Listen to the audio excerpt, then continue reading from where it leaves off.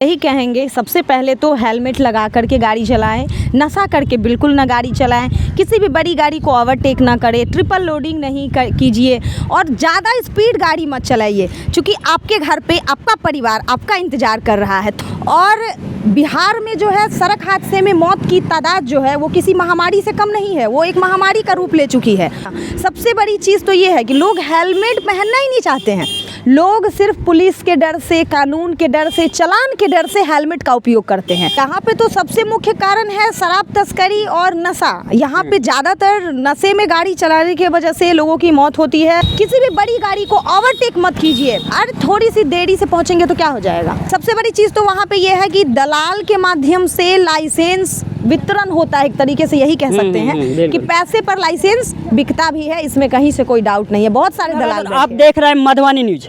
देखिए अभी हम मौजूद हैं साहर घाट में और एक आज खास मुद्दे को लेकर यहाँ हम आए हुए हैं, पड़ताल को लेकर यहाँ हम आए हुए हैं कि जो सड़क हादसा बढ़ रहा है पर्व त्योहार को देखते हुए। कल भी परसों भी कई सड़क हादसा हुआ है और इसका जिम्मेदार कौन है, इसका बचाव कैसे है, सड़क सुरक्षा को लेकर भी हम बात करेंगे। तो आज इस मुहिम में खास बातचीत करने के लिए हमारे साथ मौजूद है जो समाज सेवी भी है, जागरूकता अभियान फाउंडेशन के जो है संचालिका है बिट्टू कुमारी मिश्रा जी, जो विगत कई वर्षों से महिला सशक्तिकरण, बच्चों की पढ़ाई शिक्षा निःशुल्क को लेकर भी काम कर रही है और सड़क सुरक्षा को लेकर इनको हमने देखा है कि सोशल मीडिया के माध्यम से भी जागरूकता फैलाती है और कार्य करते रहती है। तो आज इन्हीं को हम आमंत्रित किए खास बातचीत के लिए, तो इनसे जानेंगे कि क्या कुछ मुद्दा होता है जो सड़क दुर्घटना में जिम्मेदार है, लोग कैसे जो है सड़क हादसे का शिकार हो जाते हैं, इसका बचाव क्या है। तो आइए इनसे जानते हैं कि क्या कुछ मुद्दा होता है,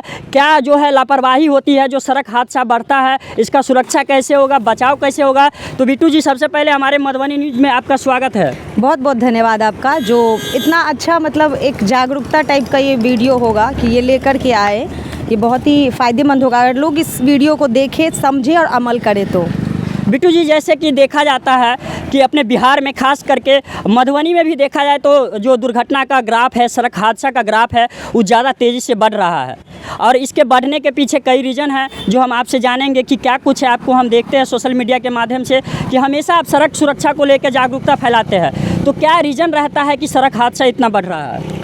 सबसे पहले तो एक चीज़ मतलब हम प्रकाश डालना चाहेंगे एक चीज़ पर कि आपको एक रिपोर्ट का जो हम वो बता रहे हैं कि बिहार में अपने, ये हम लोग भी तो बिहार में ही हैं, तो बिहार में हर 3 मिनट पर एक और प्रत्येक दिन करीब 500 लोगों की मौत होती है सिर्फ और सिर्फ सड़क हादसा में, और ये बहुत बड़ा आंकड़ा है। और बिहार में जो है सड़क हादसे में मौत की तादाद जो है वो किसी महामारी से कम नहीं है, वो एक महामारी का रूप ले चुकी है और प्रत्येक दिन होता है, आए दिन होता है। और कहीं ना कहीं प्रशासन भी, सरकार भी इस पर काम कर रही है, लेकिन क्या है ना, सबसे बड़ी चीज़ क्या है कि जब तक लोग नहीं समझेंगे, जब तक लोग नहीं जागरूक होंगे, तब तक कोई भी कानून, कोई भी नियम सब फ्लॉप रहता है, कोई ज़मीन पे काम नहीं करेगी।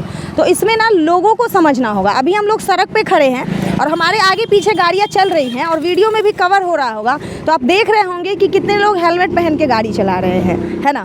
सबसे बड़ी चीज़ तो ये है कि लोग हेलमेट पहनना ही नहीं चाहते हैं। लोग सिर्फ पुलिस के डर से, कानून के डर से, चालान के डर से हेलमेट का उपयोग करते हैं।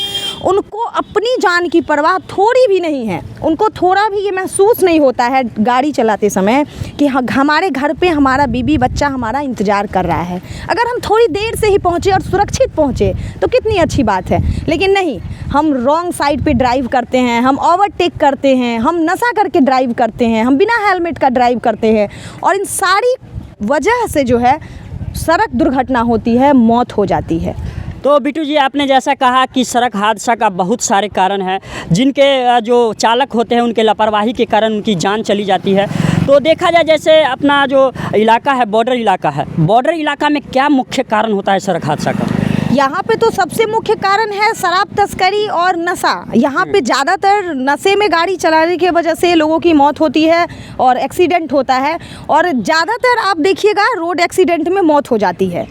तो बिल्कुल जैसा यहाँ बिट्टू जी बता रहे हैं कि मुख्य कारण नशा भी होता है, जो बॉर्डर इलाके में खास करके सड़क हादसे के लोग शिकार हो जाते हैं। तो हम ये भी जानना चाहेंगे बिट्टू जी, जैसे हम लोग चलाते हैं, जाते हैं कहीं, पुलिस जो है वाहन चेकिंग अभियान चलाती है, उसका हम कवर करते हैं, तो लोगों का सवाल सवाल होता है, लोग पुलिस पे सवाल उठाते हैं कि पैसे के लिए वाहन चेकिंग किया जा रहा है इस तरह से। तो क्या लगता है लोगों की मानसिकता क्या है, पुलिस का कार्य क्या है? पुलिस जो है, पुलिस प्रशासन अपनी जिम्मेदारी निभाते हैं। उनको जब मतलब ऊपर से निर्देश मिलता है तो वो वाहन चेकिंग अभियान चलाते हैं, लाइसेंस चेक करते हैं या फिर हेलमेट वगैरह चेक करते हैं, तो वो अपनी काम पूरी ईमानदारी से करते हैं। समझना हम लोगों को होगा, क्योंकि हमारे सुरक्षा के लिए वो कर रहे हैं, हमारी जान बचाने के लिए कर रहे हैं। कई बार तो ऐसा होता है कि रोड एक्सीडेंट में मासूम लोगों की जान चली जाती है, उनकी कोई गलती नहीं होती है, लेकिन जहाँ पे एक्सीडेंट होता है वहाँ आसपास कोई बच्चा खड़ा होता है या फिर कई बार तो जानवर की मौत हो जाती है, बेजुबान जानवर की मौत हो जाती है। तो इन सारी चीज़ों में हमें समझना होगा कि हमें सजगता कैसे बरतनी है, क्योंकि अगर अपने देश में आप जहाँ भी रह रहे हैं वहाँ के नियम कानून को नहीं मान रहे हैं, वहाँ के आप राष्ट्र हित में जो भी कार्य होना चाहिए उसको नहीं समझ रहे हैं, तो फिर ये जीवन तो व्यर्थ है। फिर आप क्या ही कर सकते हैं अपने देश के लिए, अपने समाज के लिए? कुछ नहीं कर सकते हैं। तो छोटी छोटी चीज़ और सब सड़क सुरक्षा जो है वो तो खुद की सेफ्टी के लिए समझने वाली चीज़ है, उसमें आप किसी और को क्या कहिए। अगर सड़क सुरक्षा के लिए किसी को समझा रहे हैं या फिर हम लोग वीडियो बना रहे हैं, तो भाई हम तो ऑलरेडी हेलमेट लगाते हैं, हमें कभी भी कोई भी देखे तो हम हेलमेट लगा के ड्राइव करते हैं और बहुत ही सेफ़ ड्राइव करते हैं। ज़्यादा स्पीड भी नहीं, जितना स्पीड लिमिट है रोड का उतना स्पीड चलाइए। किसी भी बड़ी गाड़ी को ओवरटेक मत कीजिए, अरे थोड़ी सी देरी से पहुँचेंगे तो क्या हो जाएगा, है ना। और कभी भी रॉन्ग साइड पे ड्राइव मत कीजिए, कभी भी नशा करके गाड़ी मत चलाइए। कुछ चीज़ अगर हम पालन करें ना तो रोड एक्सीडेंट नहीं होगा। बिल्कुल, इसका हम जैसे बिट्टू जी यहाँ बता रहे हैं कि कुछ ऐसी सावधानियां हैं, बरतेंगे तो सड़क हादसा से हम बच सकते हैं। और सबसे मुख्य कारण यहाँ आता है सड़क हादसा का, जो ड्राइविंग लाइसेंस मिलता है उसमें जो है लापरवाही बरती जा रही है। हमने पिछले कई महीना पूर्व जो है स्टिंग ऑपरेशन करके खुलासा किया था कि किस तरह DTO ऑफिस में जो है अवैध तरीक़ा से लाइसेंस बनाया जाता था, जो अवैध तरीक़ा से पैसा लेके घर बैठे उसको लाइसेंस दे दिया जाता था। इसका भी एक मुख्य रीज़न हो सकता है। आइए इनसे जानेंगे। बिट्टू जी, जैसा आपने देखा होगा मेरे चैनल पे कि हमने एक स्टिंग ऑपरेशन किया था जहां दलाल द्वारा जो है 6500 रुपया लेके लाइसेंस बनाया जा रहा था, उसका भी हमने खुलासा किया था। क्या लगता है मुख्य रीज़न ये भी हो सकता है? हाँ बिल्कुल है, चूँकि हम भी 2 साल पहले ड्राइवरी लाइसेंस जब मैंने गाड़ी ली और मैं लाइसेंस बनवाने के लिए गई, तो वहाँ पे बहुत सारे ऐसे लोग थे जो हमें कह रहे थे कि आप हमें पैसा दे दीजिए, हम आपको लाइसेंस बनवा देंगे, आपको आने की ज़रूरत नहीं है, आपको मेहनत नहीं करना। तो मुझे बहुत अजीब लगा और मैं रियलिटी बता रही हूँ। मेरा मतलब मैंने उस लालच में कि चलो मेहनत बच जाएगा, ये मेरी भी गलती थी,